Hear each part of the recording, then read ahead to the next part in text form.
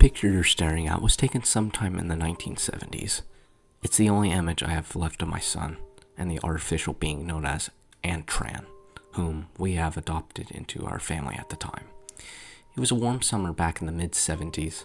I was driving home from my logging company after a long shift, but I had to make a stop at the local garbage tip to drop up some old desk my mother had given us.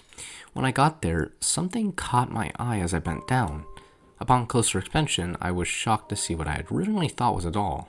A plastic outer shell with metal limbs, and more shockingly, a humanoid face with cold, dark eyes. I'll be honest and say I was curious at the time. I was incredibly impressed with the workmanship of this thing, so I didn't think twice before placing it carefully along the back seat of my car and taking it home. My son's interest was almost as intense as mine. We bonded over the course of a few days, opening it up, looking at its circuitry, and seeing if anything had been misplaced or broken. Eventually, to our surprise, the being or android seemed to come to life. Its limbs turned, its hands gripped, its eyes displayed a somewhat sentient tint, and after a few moments, it managed to stand on its own accord. Needless to say, we were scared, yet fascinated. I thought to myself, who could have created such a wonderful, remarkable piece of work? It wasn't until a few weeks later that I realized this wasn't a toy or doll. It showed incredible signs of intelligence and thinking ability. It learned to do everyday things such as taking out the trash and playing with my son's toys. It even had a favorite, a small red car that it'd drive alongside the kitchen counters. It learned to mimic our ways, trying to eat from a fork despite having no digestive system, and moving its mouth despite lacking the ability to speak. I knew this was something else.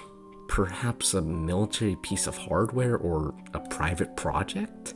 I knew I should have handed him in, but when I watched my boy play with it so happily, his face lit up. I couldn't do it. He had been always so lonely, and this thing was one of his only friends. What kind of father would I be to deny him the right of happiness? It couldn't hurt to allow him to keep it for a while. We named him Antran, which was the prince in capital written in small font across his back. A few months passed quickly, and family life seemed to be improving. He was one of us. My lad's grades improved. His mood improved. Everything was getting better. Until one evening in July. I was sitting in my armchair with a beer, watching television. My boy and Antran were kneeled down on the rug, play-fighting with one another, as boys do. Suddenly, my attention was drawn to a loud gasp.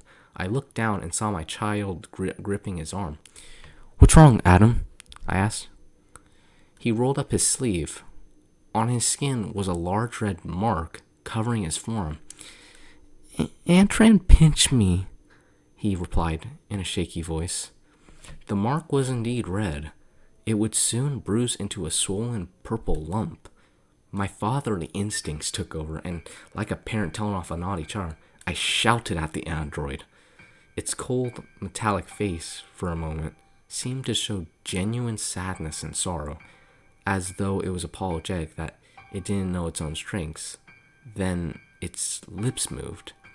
Whether it was trying to muster up the words to say sorry through language or merely copying what I was doing, I will never know. Later on in the evening, I apologized for the shouting, told it everything was okay, and thought nothing of it. A few weeks later, my child came into my room. It must have been early morning. My slumber was interrupted by the gentle creaking of my bedroom door. "Dad?" he whispered. "Yes, son," I replied. It keeps looking at me." "What? What does?" I asked him through tired eyes. "Antran. He keeps looking at me at the end of my bed." His voice trembled, fearful. I could tell something wasn't right. I noticed him rubbing his other arm and immediately called him over. Pulling his sleeve up, my heart sank. More bruises. Must have been 4 or 5, all the way up his small arms. "Take off your shirt, Adam," I asked, trying to be calm. I could feel a cocktail of emotions rising within me. Panic, fear, anger. He took it off, and as the waist pulled over his small head, my heart sunk further and my eyes welled up. Before me, my son stood, his small frame coated in bruises of different size and shades of brown and purple. Immediately, I got up and stormed Adam's room. Nothing. I shouted at the top of my lungs for the being, looking under the bed and out the closed bedroom window. Suddenly, there was a loud knock above us, then hard footsteps. "It's in the loft," I whispered, my eyes to the heaven. As I paced down the corridor, I noticed that the walls on either side of me were coated in scratches, all the way up to the now swinging piece of string that led to the small loft door. Slowly, I pulled it open, telling my scared son to stay where he was. The ladder fell down, and I climbed up, taking a hold of a torch we left on the side of the opening. I switched it on, only to find the small window we had in there was smashed. It had escaped. Immediately, I considered calling emergency service, but who was going to believe me? A sentient metallic being hurting my child? They'd take one look at the bruise and have locked me up for abuse. I had no choice but to keep quiet. Weeks, then months passed. Every time we went outside, we noticed ever-increasing sign of Antran's presence, the familiar scratch marks alongside the bricking of my home.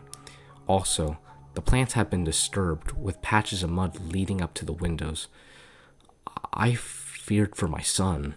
I never let him out of my sight as I took him to and from school. What had caused this sudden hostility towards us? Had we done it wrong? Was it my shouting? I found myself speaking out loud in the evenings, apologizing to the walls, to an empty room, in hopes Antran would hear, that he would stop the taunting and endless stalking of my home. But my attempts were in vain, and if I had known what would come, I wouldn't have slept that night. My rest was once again disturbed, this time by a blood-curdling scream. My eyes started open, and immediately, almost as a natural instinct, I ran to my son's room. It was too late. The room had been turned upside down. Everything was on the floor, the bed sheets ripped, and his window smashed. I burst into tears, screaming at the top of my voice to bring for my son back. I called the police, telling that he'd been kidnapped. They'd asked if I'd seen the culprit, so I lied and said I hadn't, hoping the image of my son would be enough. Like they'd believe that this doll was a sentient or harmful. For the next few days, I cried myself to sleep, sobbing like a child. Life wasn't worth living anymore. I wish I'd never found that thing. I betrayed my son's trust in me as a father to protect him. Now, I'd paid the price. It was a September dawn. I was sitting in my armchair drinking when I heard the pantry door creak open. "Adam?" I called, rushing to the kitchen. Again, nothing. Except there, on the kitchen counter, was Antran's favorite red toy car.